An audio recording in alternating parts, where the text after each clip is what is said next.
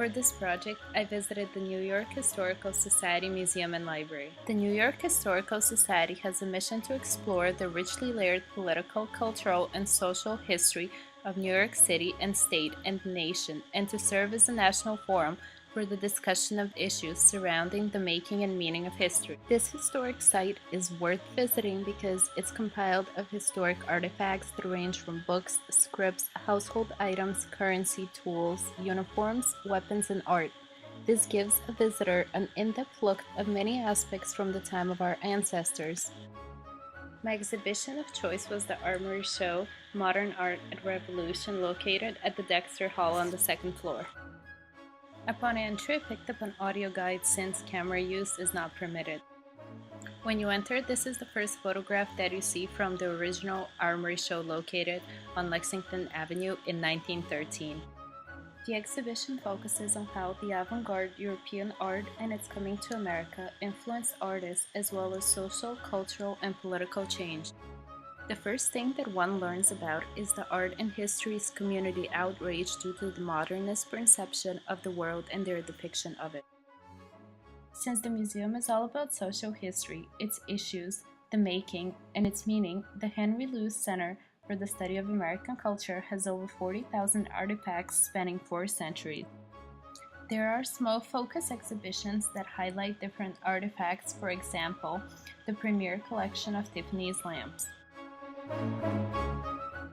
Slavery, as we know, has been a big part of American history. As property of others, enslaved New Yorkers owned few objects of their own. Many of these objects were made by their hands and were bought from income derived from slaves. Here we can see some of their household items that they would have used. Here we can see wealth juxtaposed next to slavery, because this is the Beekman family coach, and James Beekman was a merchant and he was wealthy enough to have it ordered from England and shipped to the colonies in 1771. Here you can see some artifacts about the circus, which was an important part of the American life, and this was one of the more interactive parts of the exhibit where people could sit down on these chairs that had clothing of different time periods, and there was a screen where they could watch celebrities talk about fashion and how it has evolved over time. This short clip shows some of the artifacts that are part of the New York Rising, the centerpiece of the Smith Gallery. We can see artifacts like the Native American sculpture, and the cool part is that they're touch screens providing additional information, making this an interactive viewing experience. Here are the individual interactive digital touchscreens with continuous thematically oriented slideshows with information about the artifacts being shown. They are divided into 5 sections, and they are Revolution, Capital, the Marketplace, Politics, and Civilization. The Smith Gallery also features 9 transparent floor cases displaying objects found below the ground of New York City, and here we can see a few of them. In this last clip, we can see another feature of the museum, which is the turning point in the Civil War. There is a timeline with a lot of useful information as well as original documents that are showcased.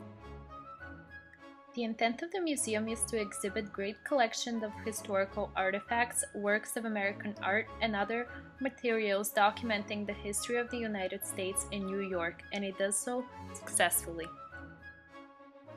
The museum is small yet spacious, and the artifacts are presented in a modern and interactive way. Some of the drawbacks are that spectators have limited access to the library, which is one of the main features of the museum. The exhibitions are small and some lack depth.